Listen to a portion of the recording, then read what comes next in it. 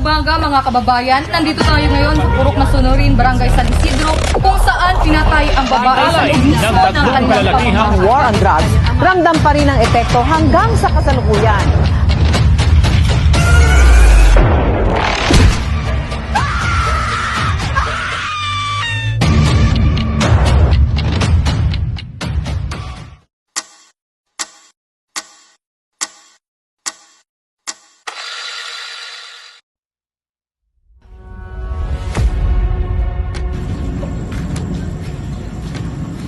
Sabi, pre. Bumili ka nga ng presyo, pre. Kapulutan, pre. Sige, pre. Yung pulutan, pre, tsaka Josie. Sige, pre. Presyo yun.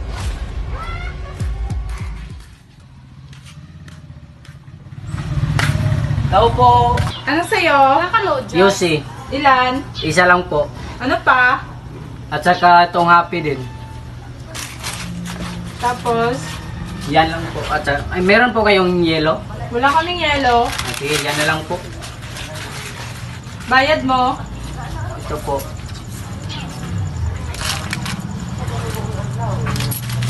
Thank you. Sige po.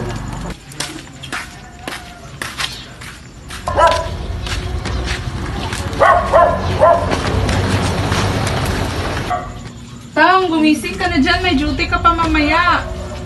Sige.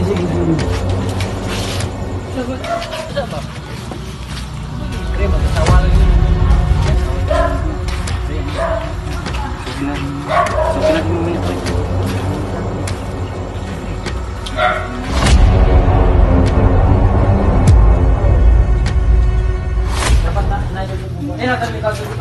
Mang, ilalak mo itong pintuan na bago ka matulog ha. Oo. Pre, paalit yung asawa niya, pre. Ang plano, pre. Ang plano, pre. Pagpili natin.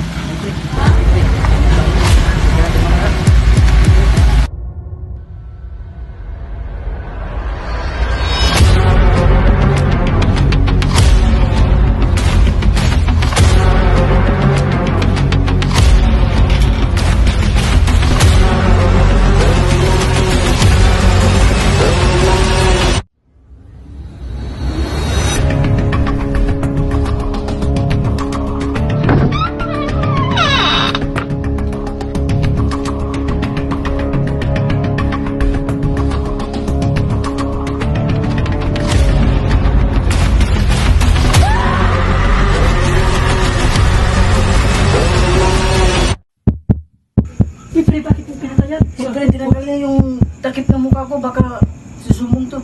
Bilisan mo, pre, takbo natin, pre, baka makita tayo ng mga tao. Bilisan mo, pre, takbo na, pre. Pre, itakbo mo yan, pre.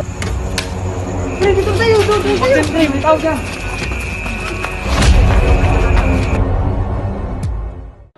Ba't walang tao? Lagi naman nandito si Aling Aileen ah.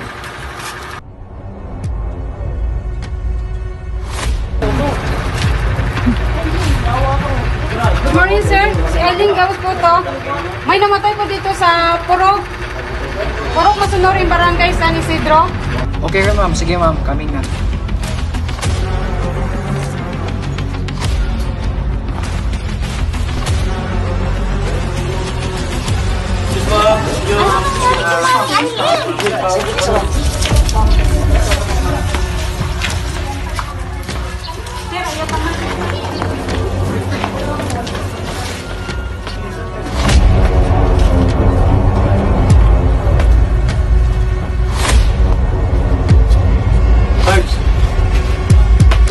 Tumawagan ng Sokotim. Hello, Sokotim. Sir, kailangan po namin ng responde dito sa Purok Mapagmahal, Barangay San Isidro. Sir. Dito na yung kukutin.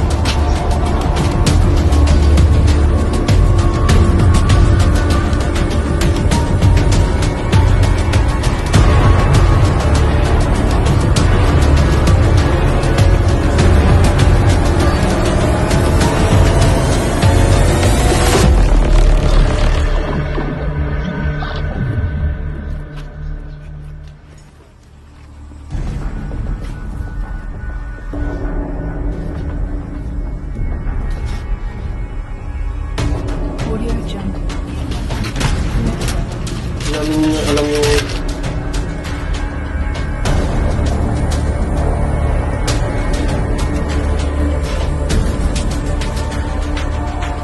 Kasi po, kahapon, habang dumadaan ako, may narinig kasi ako, tatlong lalaki na mag-uusap. Parang may pinaplano na parang may gusto daw silang nakawan.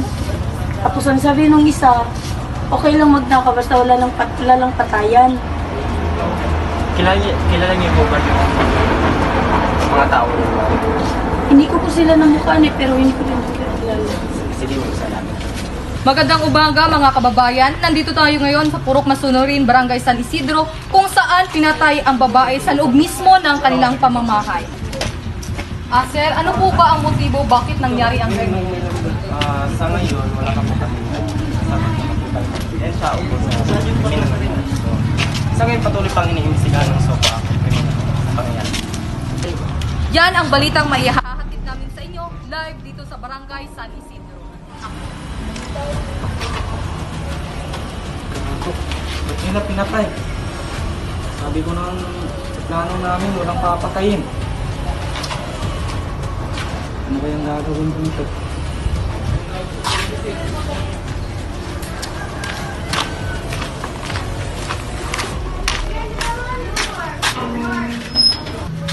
Sir, may aminin ako, sir. Isa ako sa magnanakaw doon sa kabilang barangay nung nakarang araw. Taga saan ba kayo? Siluay, sir. Ilan ba kayo? 3 kami, sir. Alam mo bang saan sila nagtatago? Alam ko, sir, sa barangay Hikban, Purok 14. Doon silang tatago. Pwede mo ba kaming samahan? Oo, sir. Samahan ko kayo. Kabalero, ready mo na ang kasamahan natin. Yes, sir. Pre! Uy, pre! Saan ka galing? Dito lang ako, kita. Kaya lang pa kita hinihintay. Saan ka na, pre? Okay lang, pre. Pre, nakita mo ba yung balita, pre? Parang tayo yung nandun, ah.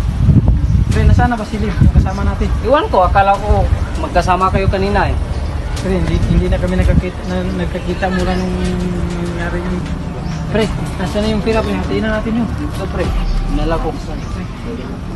Ito yung cellphone. Kaya ito yung pira. Hati-hati natin.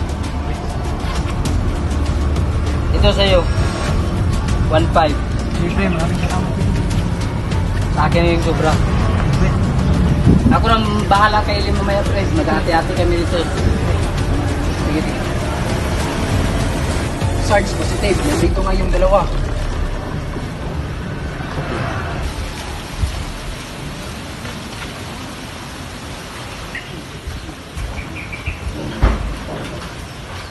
Mga boss, pwede magtanong? Hindi po, sir. Saan ba yung bahay ni Bangkit? Hindi namin ko alam. Sige, salamat. Okay.